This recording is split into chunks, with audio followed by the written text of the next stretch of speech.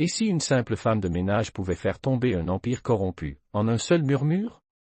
Quand elle lui a dit, ne signez pas ça, il ne savait pas encore que sa vie allait basculer et que la vérité coûterait bien plus que de l'argent.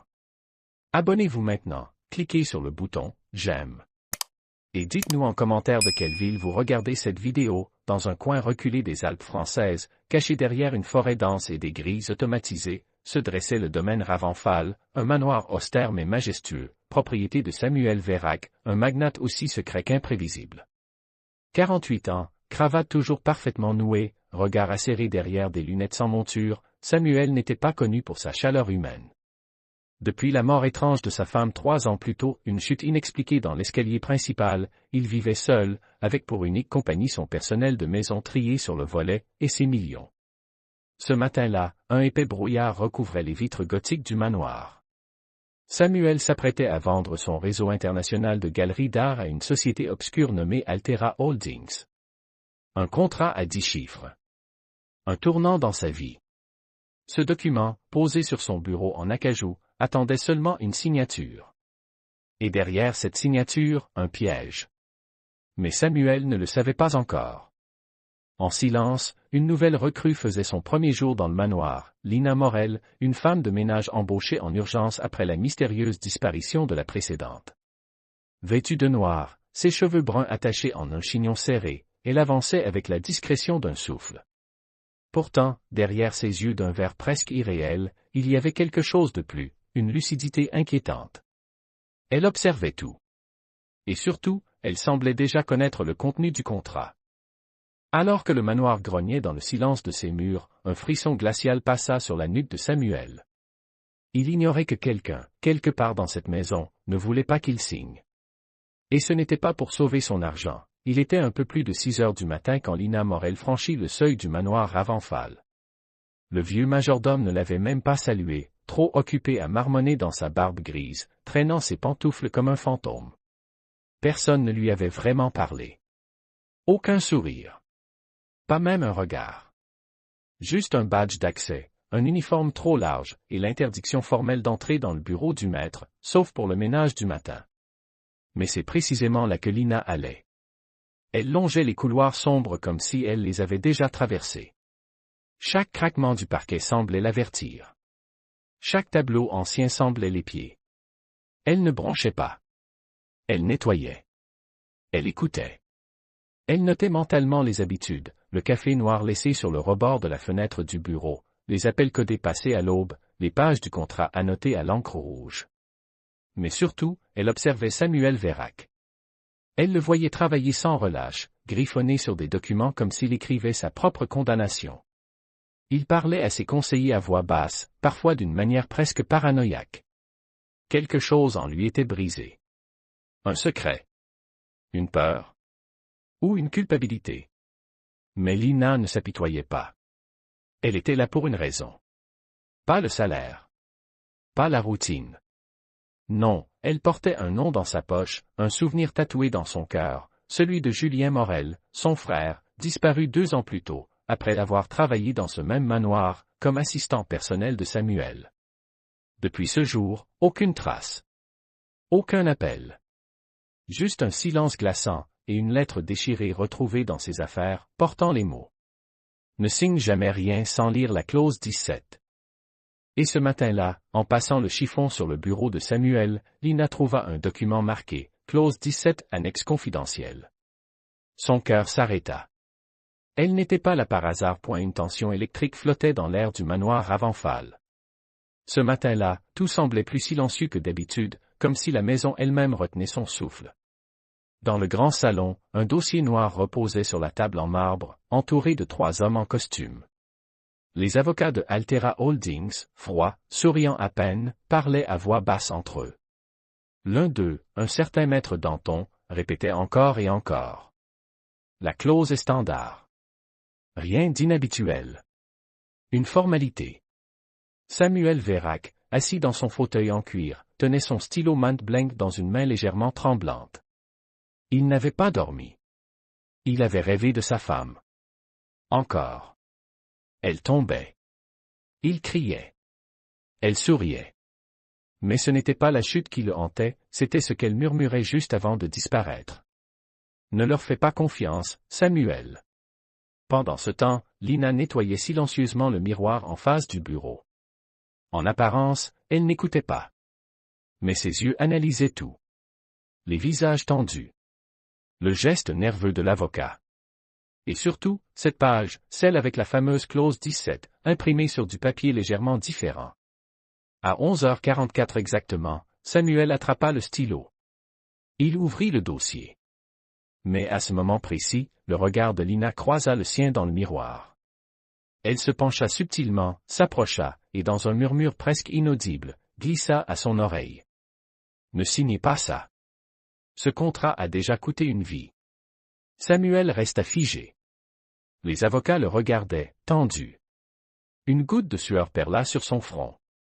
Et contre toute attente, il referma le dossier sans signer. Un silence glacé s'abattit sur la pièce. Les trois avocats échangèrent un regard.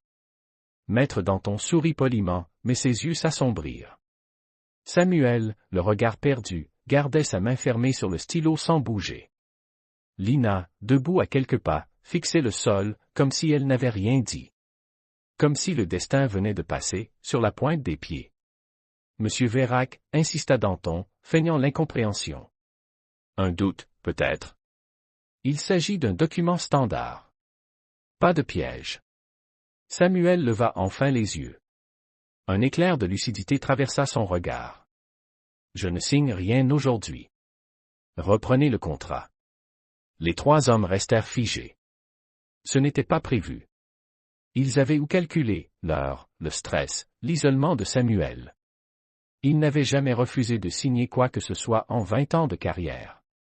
Jamais. Maître Danton se leva lentement, refermant le dossier avec un calme glacial. Bien sûr. Si vous souhaitez une relecture. Mais je vous préviens, l'offre expire ce soir. Samuel ne répondit pas. Son regard glissa vers Lina. Un doute étrange le rongeait désormais. Comment cette femme de ménage savait-elle quelque chose? Était-elle une menace? Une alliée? Une illusion? Après leur départ, il ordonna que personne ne quitte le domaine. Il remonta seul dans son bureau, referma la porte, et verrouilla. Puis, il sortit un double du contrat qu'il gardait caché dans un tiroir. Il retourna à la fameuse clause 17. Ses mains tremblaient. Mais la page était vide. Le soir était tombé sur le manoir Ravenfal, et avec lui, une étrange angoisse. Samuel n'avait pas quitté son bureau depuis des heures. Devant lui, le contrat reposait toujours, mais la page contenant la clause 17 restait introuvable. Elle avait littéralement disparu, comme si elle n'avait jamais existé. Il appuya sur un bouton dissimulé sous son bureau. Un tiroir latéral s'ouvrit lentement. À l'intérieur, un petit disque dur crypté, relique d'une époque où il enregistrait tout. Il connecta l'appareil à son ordinateur et visionna les enregistrements de la caméra dissimulée dans le salon. Et là, il la vit. Lina. En pleine nuit, la veille, glissant silencieusement dans la pièce, gantée, méthodique. Elle n'avait volé ni argent, ni bijoux. Elle avait simplement remplacé une page du contrat par une fausse, vierge. Son souffle se coupa. Qui était-elle vraiment? Une espionne? Une justicière? Une manipulatrice? Samuel se leva, traversa le couloir, et entra dans la pièce interdite, l'ancien bureau de son épouse défunte, resté fermé depuis sa mort. À l'intérieur, une vieille commode. Il l'ouvrit. Des dossiers. Des lettres. Et une photo jaunie. Lina. Mais plus jeune. Aux côtés de Julien Morel, un ancien assistant personnel qu'il avait brièvement employé 2 ans plus tôt, puis congédié sans explication.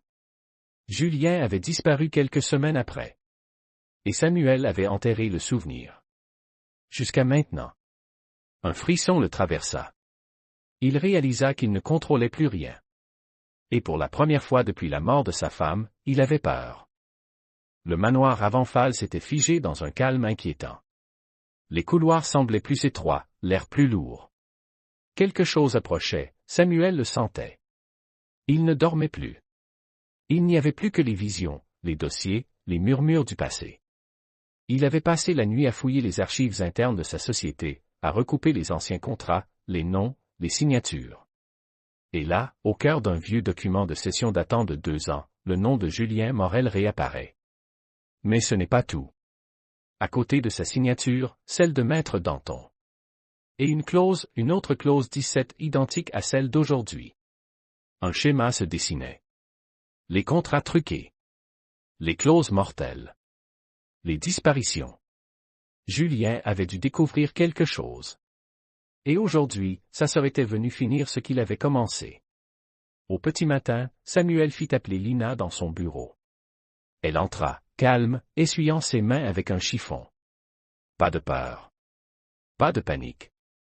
Juste ce regard vert, transperçant, comme s'il lisait déjà sa prochaine décision. Samuel la fixa longuement.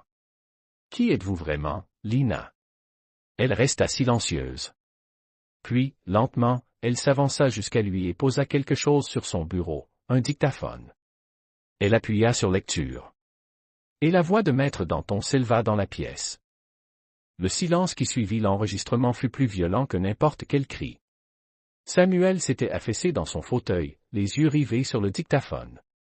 Les mots « liquidation », comme pour le gamin, tournaient dans sa tête comme des échos infernaux. Lina restait droite, impassible. Mais ses poings tremblaient légèrement. « Julien Morel, dit-elle enfin, brisant le silence. Mon petit frère. Il croyait en vous. Il vous admirait. Il pensait que ce manoir allait changer sa vie. Il ne savait pas qu'il allait y perdre la sienne. » Samuel voulut parler, mais elle le coupa d'un regard. « Il vous a laissé une lettre. Vous ne l'avez jamais lue, n'est-ce pas ?» Elle sortit une enveloppe froissée de la poche intérieure de sa veste. L'écriture était tremblante, inachevée. Elle la posa devant lui. « S'il découvre que j'ai vu les clauses, je ne sortirai jamais d'ici. Si tu lis ça, Lina, protège les autres. Ne les laisse pas signer. Ne les laisse pas. » Les mots s'arrêtaient là. Samuel ferma les yeux. Il se souvenait de Julien. Gentil. Curieux. Trop curieux. Il n'avait pas disparu. Il avait été effacé. Pourquoi revenir maintenant, demanda-t-il, la voix rauque. Lina le fixa, les yeux brillants. Parce que vous avez encore une chance de faire ce qui est juste. Et parce que ceux qui ont détruit Julien s'apprêtent à vous détruire à votre tour. Une larme glissa sur sa joue. Mais sa voix restait solide. Elle n'était plus une femme de ménage. Elle était une mémoire. Une arme. Une vérité qu'on n'avait pas pu enterrer. 3 jours passèrent. Le manoir Avanfal n'était plus qu'un décor en attente d'un dénouement. Samuel, plus silencieux que jamais, travaillait dans l'ombre. Il avait appelé personne. Pas même la police. Pas encore. Il avait lu la lettre de Julien des dizaines de fois. Et chaque mot était une lame. Avec l'aide discrète de Lina, il avait plongé dans ses propres dossiers, ses anciens contrats, les transactions signées avec Altera Holdings, et surtout, les clauses 17. C'était un système. Une mécanique de détournement et de chantage, pilotée depuis des années par son propre cercle d'avocats et de financiers. Et Samuel n'avait jamais rien vu. Mais il voyait maintenant. Le matin du 4e jour, il invita Maître Danton et 2 autres associés à revenir au manoir. Prétexte, renégociation du contrat. Tout semblait identique. Les fauteuils, le café, les sourires professionnels. Mais cette fois, Lina était là, officiellement. Présentée comme la nouvelle consultante juridique. Elle s'installa face à eux, sans un mot, posant calmement un second dictaphone sur la table. Samuel ouvrit le contrat. Et cette fois, la clause 17 était modifiée. Elle stipulait que tout accord frauduleux antérieur serait transmis automatiquement aux autorités judiciaires, accompagné de preuves audio et vidéo, déjà livrées. Les avocats pâlirent. Maître Danton se leva lentement, mais 2 gendarmes en civil, embusqués derrière la bibliothèque, surgirent. Danton Levasseur, vous êtes en état d'arrestation pour fraude, blanchiment et complicité de disparition. Lina ne détourna pas le regard. Le piège s'était refermé. Et le fantôme de Julien venait, enfin, de frapper à la bonne porte. Le manoir Avanfal était étrangement paisible, comme si les murs eux-mêmes avaient enfin relâché leur souffle. Le jour même de l'arrestation de Maître Danton, les médias s'étaient enflammés, un empire corrompu démantelé, le milliardaire devenu lanceur d'alerte, l'affaire des clauses 17. Mais aucune de ces manchettes ne disait la vérité la plus brûlante, celle du sacrifice de Julien et de la vengeance silencieuse de Lina. Assis dans son bureau, les mains croisées, Samuel regardait Lina, debout face à lui. Son regard n'était plus celui d'une domestique, ni même d'une victime. C'était le regard d'une femme qui avait gagné. Vous auriez pu tout faire tomber. Me détruire avec eux, murmura Samuel. Lina haussa les épaules, calmement. Vous n'avez pas tué Julien. Mais vous avez laissé faire. C'est presque pire. Il acquiesça, sans se défendre. Puis il ouvrit un nouveau dossier, vierge cette fois. Il y avait un document d'offre. Une signature déjà posée, la sienne. Et un seul nom en face, Lina Morel. Je veux que vous repreniez ce que Julien avait commencé. Nettoyez cette entreprise. Reformez-la. Et si un jour je dévie à nouveau, soyez celle qui m'arrête. Lina lut, en silence. Puis prit le stylo. Elle signa. Mais au lieu de sourire, elle posa un autre papier sur le bureau, une feuille jaunie. Le dessin d'un petit garçon et d'une grande sœur. C'était notre pacte à nous. Je l'ai tenu. Samuel baissa les yeux. Une larme tomba sur la page. Le nouveau pacte n'était pas un contrat. C'était une réparation. 3 mois plus tard, le manoir Ravenfal n'était plus le même. Les rideaux sombres avaient été arrachés, les couloirs repeints, et les murs résonnaient à nouveau, mais cette fois, de voix humaines, de rires timides, de pas confiants. Lina avait eu parole, elle avait repris les rênes de l'Empire. Et elle avait commencé par le purifier. Chaque contrat fut révisé. Chaque clause 17 détruite. Samuel, lui, avait quitté la direction. Il vivait encore dans une aile reculée du manoir, tel un homme qui avait vu ses propres ténèbres, et choisi de ne plus jamais les nourrir. Un matin de décembre, la neige tombait silencieusement sur le jardin. Lina, vêtue d'un long manteau beige, marchait seule jusqu'au petit banc de pierre, au bord de l'étang. Là, Samuel l'attendait. Il lui tendit une boîte noire, simple. À l'intérieur, un pendentif, une clé en argent, avec les initiales JM gravées dessus. On l'a retrouvée dans le coffre privé de Danton. Il la portait, comme un trophée. Lina serra le bijou contre elle. Les larmes coulèrent enfin, sans honte.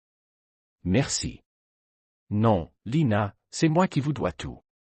Vous m'avez réveillé. Ils restèrent là, un moment, à regarder le ciel blanc. Puis Samuel se leva, s'éloigna doucement, sans un mot de plus. Avant de franchir la dernière marche du jardin, il se retourna une dernière fois. Et dans ce regard échangé, il n'y avait ni haine, ni dette, ni remords. Il y avait juste, une paix silencieuse. Et c'est ainsi que la mémoire de Julien fut vengée, non par la violence, mais par la vérité, la justice, et le courage d'une sœur.